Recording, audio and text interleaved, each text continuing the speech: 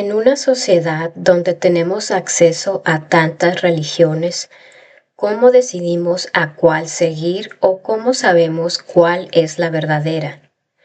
En este video vamos a ver cómo John Lennox, matemático y filósofo de la Universidad de Oxford en Inglaterra, nos presenta sus argumentos de por qué el cristianismo es diferente a las demás religiones que existen en el mundo. Vamos a ver parte del video. One way of deciding which of anything to believe is on the basis of evidence. You see, there's a confusion about faith. Many people have accepted Dawkins' definition of faith as believing where there's no evidence. That's nonsense. Faith is an ordinary word. It's not just a religious word. It's an ordinary word. It means trust.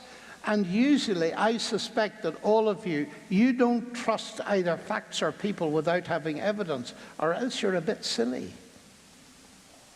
And your bank manager won't trust you with a loan unless you provide evidence of collateral. Isn't that true? We all know what evidence-based faith is, but somehow the word has been spread around by Dawkins and co. that faith is a vice because it's believing where there's no evidence. That's nonsense. That is blind faith, and it's very dangerous. It's the kind of faith that causes young men to fly planes into tall buildings. That's blind faith. Christianity is evidence-based. How do you decide between religions? Well, there are several ways. Very briefly, just think of the three major monotheistic religions: Judaism, Christianity, and Islam. When it comes to Christ, my Jewish friends, and I have many of them, believe that Christ died and did not rise. I, as a Christian, believe he died and rose. My Muslim friends believe he didn't die. Those three things cannot be simultaneously true. And therefore, I simply invite people to investigate the evidence. And one of the most seminal experiences in my life was sitting on the ground in the bright sunshine in Trinity College, Cambridge, listening to one of the world's top lawyers, actually an expert in Islamic law, but a Christian. And he was a Queen's Counsel, amongst many other things. Sir Norman Anderson, I think his book is still obtainable. And he got up and says, I want to do a forensic investigation of the evidence for the resurrection of Jesus. And the place was absolutely packed, and I'll never forget it, because that was the beginnings of understanding that there is a rational forensic defense of this. And we have to make up our own minds. But there's another method of approach, and it's this. You see, of every worldview and religion, I ask several questions. And when it comes to religions, I ask, what is the shape of the religion? How is relationship with God determined? So let's just confine ourselves, for sake of illustration, to God-fearing religions. Not religions that don't really believe in God and so on, but God-fearing religions, like the three I've mentioned. And what I discover by constant questioning of people is that there's a general pattern, that there's some sort of initiation rite, perhaps performed on a child, perhaps performed on an adult, and the person is on the way. And the descriptor, the way, is often used, and I often draw this, and I draw a little door, you get in, and a wavy line. This is the way it goes up and down. And then there's a gate, another big door at the far end, and I draw the scales of justice there. And at the other side of that gate is nirvana, heaven, what have you, paradise. And I say, as you're on the way, you have various people that teach you and help you and so on, but even they cannot guarantee your acceptance into heaven or whatever at the end. Why? because you have to go through the final assessment, a judgment. And why is that? Because the principle of the religion is merit. And so you have to hope that with all the teaching you've got and all the experience, that your good deeds will outweigh your bad deeds and you'll be accepted. And I find that by and large, most people say that's exactly what we believe. And I say, it's exactly not what I believe. And they say, of course you do, you're a Christian. You believe, as well as I do, that good works are important. Yes, I say, I believe they're important, but they're not the basis of acceptance. And they say, but how can that possibly be? Well, I say, you think of that wavy line, and you're on that wavy line, and you cannot, by definition, be sure of acceptance. It's like Birmingham University. You get in, you do your A-levels, wonderful, you're in, and then there are nice professors like me teaching you, but I can't guarantee you get a degree. Why? Because you have to get through finals. That's the day of judgment, folks, isn't it? And many of you remember it. And that is what the vast majority of people think a religion is. And then I drop a little bomb into their minds. And I say, but that isn't Christianity, folks. In religion, acceptance comes at the end on the basis of an assessment of merit. Well, if that's religion, Christianity is not a religion. It's a relationship. And acceptance comes at the beginning. That's radical. And you know, I believe in our country and in my original country, many people have rejected Christianity. Why? Because they've never understood this. They don't realize that Christianity is not a merit-based religion. Because Christ came into our world and he told us that if we listened to him and accepted his word and believed on him as the Savior, the Son of God, we would have in that moment eternal life and we would not come into judgment. That's utterly radical. So the acceptance comes at the beginning. And so, ladies and gentlemen, I don't give lectures like this and discussions like this to earn God's forgiveness. I do them because I've got it. That's radical. And you all understand that. Let me ram this in with a little illustration. Can I do that? Only take a minute. Go on then. And then we've got... Wait, this is it then? Yeah. You've heard about my wife. Well, over 50 years ago, I saw this vision in Cambridge. So I decided I'd like to marry her. So I came to her one day and I had a little present wrapped up for her. It was a cookbook. So I said, I'd like to marry you, Sally. Now the condition would be this. Let's look at page 147. It's apple cake. And here are the laws for making apple cake. Thou shalt take so much flour, thou shalt take so much sugar, and there you are. Now, here's the way it's going to be. If you keep these laws for the next 40 years, I'll think about accepting you. If you don't, you can go back to your mother. But look, why are you laughing? That is what many of you sitting here think about God. And you would never insult a fellow human being by basing a relationship on merit. You wouldn't. And so my marriage has been good. Why? Because my wife is not cooking in order to gain my acceptance. She likes cooking because she's got it. And the wonderful thing about Christianity is precisely that. It's not religion in that sense. It's a relationship. Como Lennox lo explicó, el cristianismo es diferente a todas las religiones porque no se basa solamente en el mérito, sino que es una relación, una comunión entre Dios y los seres humanos. En las otras religiones, las personas tienen que cumplir con ciertas reglas para alcanzar a Dios y solo al final verán una supuesta recompensa. Pero en el cristianismo es Dios quien se acerca a nosotros, quien hace el esfuerzo de darnos su mano.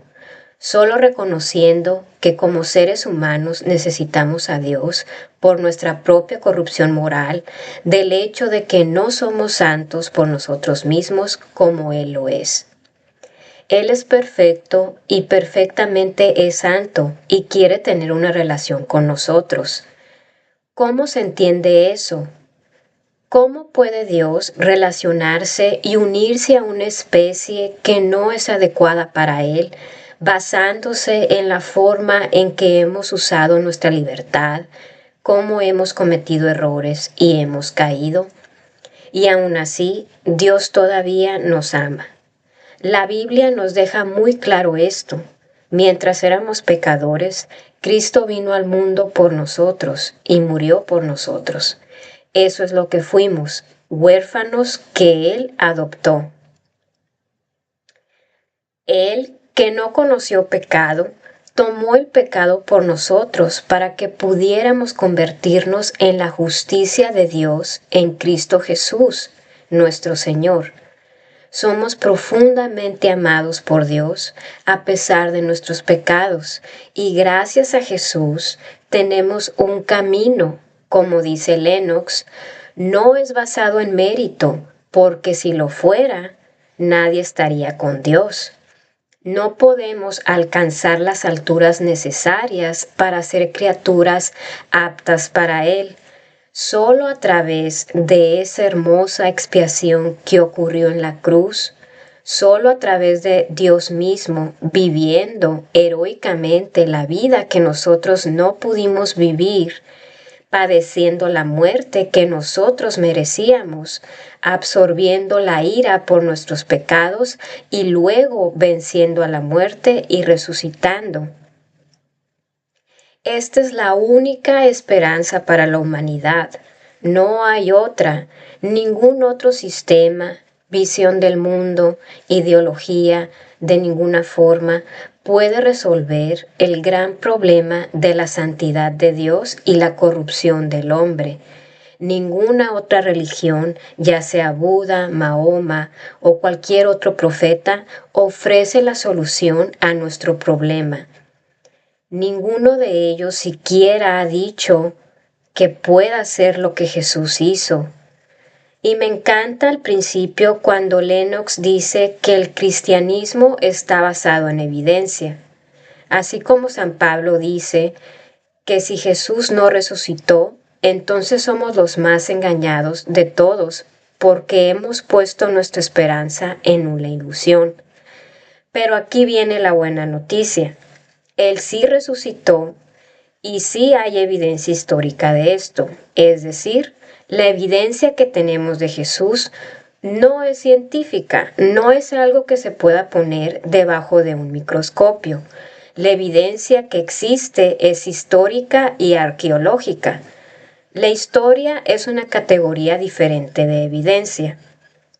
Para poner un ejemplo de cómo funciona la evidencia histórica, el gran incendio de Roma pasó en el año 64.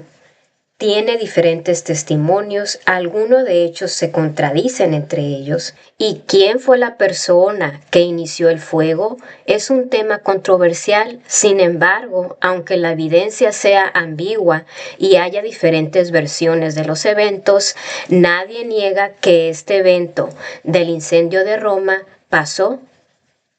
La resurrección de Jesús tiene alrededor de 6 evidencias y por lo menos 5 apóstoles dan testimonio de él, incluyendo Pedro y Pablo, que los historiadores académicos dan testimonio que existieron. Digamos que si no aceptas que Jesús existió y resucitó, literalmente estás descartando a otros eventos o personajes históricos como por ejemplo Tiberio César, Cleopatra o Alejandro Magno. Estarías descartando literalmente toda la historia antigua, es decir, Toda la historia antigua funciona con estas evidencias históricas, no funcionan con evidencia científica o empírica. Es verdad que la resurrección de Jesús fue algo sobrenatural e inexplicable. Sin embargo, hay razones históricas y de contextos sociales importantes para creer que ese evento sí pasó. Como por ejemplo, tenemos que la tumba estaba vacía. Y aunque hay muchas teorías al respecto, pero nunca nadie ha resuelto en sí el misterio. Además, están los múltiples testimonios de apariciones a individuos, sus apóstoles y sus discípulos, pero también a grupos externos. Y aquí creo que es un buen punto para mencionar este verso por parte de San Pablo, donde él afirma que a Jesucristo lo vio Pedro y luego lo vieron los 12, más tarde lo vieron más de 500 de sus seguidores a la vez, la mayoría de los cuales todavía viven, aunque algunos ya han muerto. Luego lo vio Santiago y después lo vieron todos los apóstoles. Por último, como si hubiera nacido en un tiempo que no me correspondía, también lo vi yo. Ahora, ¿por qué este verso es importante como evidencia? Hay que ver el contexto. San Pablo escribía sus cartas, sus epístolas en tiempo real. Tanto San Pablo como San Pedro son reconocidos por los historiadores académicos como personas que sí existieron. O sea, hay evidencia de que ellos fueron reales, fueron los líderes más importantes de la iglesia y se sabe que murieron en Roma. Entonces, cuando Pablo escribe esta epístola, la dirige a la iglesia de Corintios en tiempo real. Entonces, ¿eso qué significa? Que aquí San Pablo lo que está diciendo básicamente es que si alguno de esas personas o quien sea no crea en que Jesucristo resucitó, pues que aquí están estos testimonios visuales como Pedro, que sigue vivo, Santiago, él mismo, los 12 apóstoles, porque él afirma que los 12 apóstoles vieron a Jesucristo. Entonces, ya se sabe, ¿no?, quiénes fueron los testimonios visuales. Y aquí dice que más de 500, en un punto, más de 500 personas lo vieron. Entonces, lo que está diciendo aquí San Pablo es que si alguien tiene dudas, estas personas, la mayoría sigue viva, puedes tú corroborarlo con ellos y que ellos te cuenten la historia, ¿no? Básicamente es lo que está diciendo San Pablo. Otro punto muy importante es la transformación radical de sus seguidores, de sus apóstoles y discípulos. Veamos esta tabla del antes y después de cómo los apóstoles cambiaron radicalmente sus prácticas y creencias judías. En el punto número 1 tenemos el sacrificio animal. Esta era una práctica que los judíos tenían por cientos de años, en donde ellos llevaban al templo diferentes animales como ovejas, corderos, aves, y ahí el sacerdote los sacrificaba para el perdón de los pecados. Pero ya con Jesucristo y lo que pasó en la cruz, ya se entendió que todo eso era simplemente simbólico. Ahora el sacrificio supremo es el de Cristo, que es el que se necesitaba para el perdón de los pecados de la humanidad. Por eso es que Cristo también se lo conoce como el Cordero de Dios. En el punto número 2 tenemos la ley de Moisés. Bueno, a partir de Jesucristo se toma en cuenta su vida y cómo la ley de Moisés se cumple en Jesucristo con todas esas profecías. En el punto número 3 tenemos el monoteísmo. El judaísmo, por lo general, siempre veían a Dios como un ser único, aunque ya el Antiguo Testamento ya tenía indicios de que Dios se manifestaba de forma plural, es decir, no solamente uno, sino varias esencias en uno. Pero no fue hasta Jesucristo que Él nos deja la enseñanza y el conocimiento de que en efecto Dios es 3 en 1, la Santa Trinidad. Después en el número 4 tenemos que el sábado o el sábado era el día de descanso y de adoración en el judaísmo. Pero ya con Jesucristo, a partir de que Él resucite el día domingo, ya se toma ese día como el de descanso y como el de adoración a Dios. El punto número 5 es muy importante porque los judíos tenían una idea, un concepto de un Mesías diferente. Ellos creían en un Mesías conquistador, una especie de líder militar. ¿Por qué? Porque en aquel entonces los judíos vivían bajo el Imperio Romano. Entonces ellos soñaban con que el Mesías viniera a rescatarlos, que fuera a destruir al Imperio Romano para ellos ser libres, ¿no? Como parecido, así como cuando Moisés rescata a los israelitas de Egipto. Pero digamos que se dieron de chascos cuando a Jesucristo pues lo crucificaron. Ellos no lo entendían, pero en realidad Jesucristo era el Mesías que ya el profeta Isaías lo había, pues ahora sí que profetizado en su libro en el capítulo 52, donde lo describe como el siervo sufriente, como un Mesías redentor por el perdón de los pecados. Finalmente, en el punto número 6 tenemos la circuncisión y otras prácticas como la prohibición de comer ciertos alimentos como la carne de puerco o mariscos. Bueno, todas estas prácticas fueron ya irrelevantes porque a partir de la resurrección de Jesucristo, ahora el bautismo y la comunión era lo que realmente nos unía a Dios, no esos rituales que ellos tenían que nada más eran como restricciones temporales, pero en realidad lo duradero era el bautismo, la comunión y los demás sacramentos.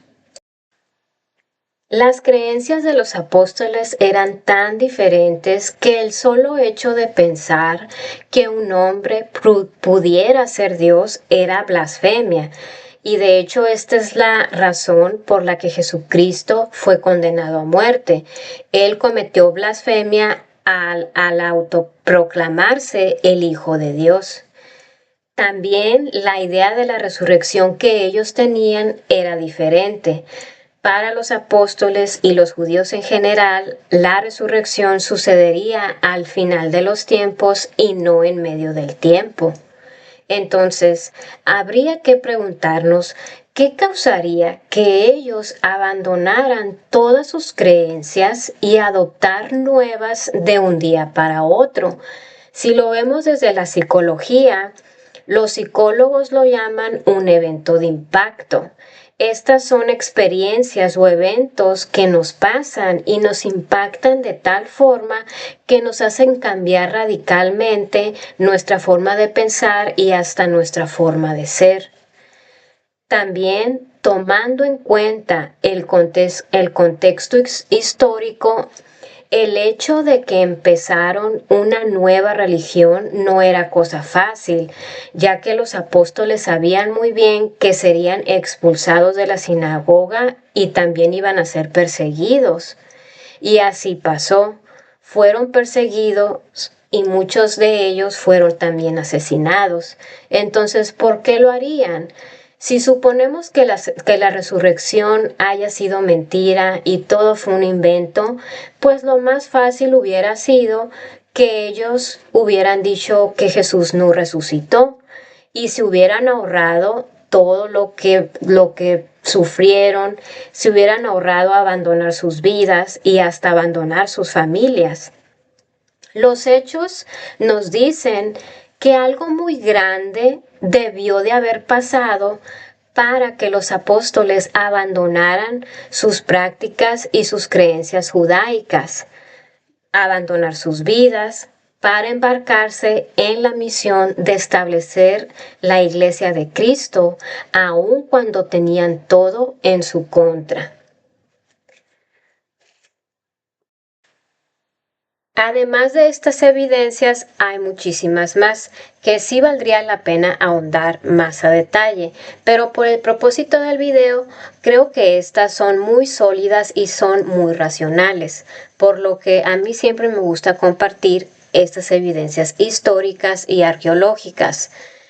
Por lo pronto me despido y te agradezco mucho que te hayas quedado hasta el final de este video. Espero que mi información te sirva y te sea útil. Dios te bendiga.